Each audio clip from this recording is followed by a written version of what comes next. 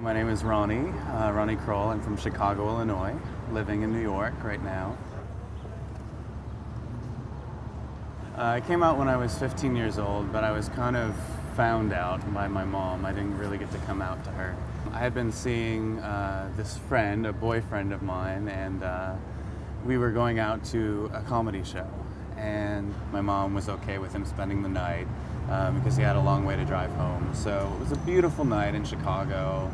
It was gorgeous, the stars were out, and I said to my boyfriend, why don't we go lay out in the back, we'll put a blanket down and we'll have a romantic evening and just enjoy each other. And so, you know, one thing led to another. We were cuddling and just kissing and gazing into each other's eyes, if you will. And the next thing I know, all I hear is my trembling mother's voice saying, "So, you're gay."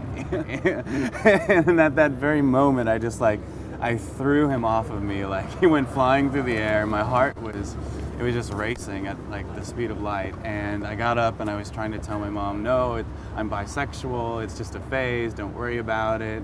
And at this point, like, she was in tears and she was so upset and overwhelmed and she didn't know what to say or do. You know, she's a good person and she didn't want to hurt anyone, but at the same time, she was like literally like breaking apart inside. And we went back into the house and my mom and I were going at it and kind of going back and forth. My grandmother was living with us at the time because she had a massive heart attack the year prior. So she was very sick, 78 years old, walking with a cane, sleeping in our spare bedroom.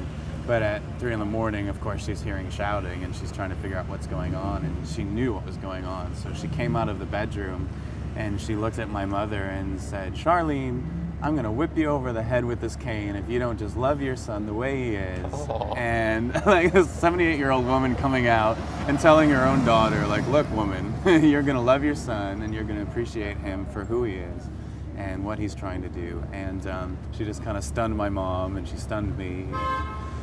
I mean, 78 years old, you know, and sometimes I wonder what kind of shapes people's perceptions about diversity and being different. And like, you know, there's certain people that are older and set in their ways, a little bit more discriminating, and then there's others like my grandma that just realized of all the challenging times and difficult times she had in life, she was able to focus on the positive and say, "Look, you know, I'm 78, I don't have much longer here.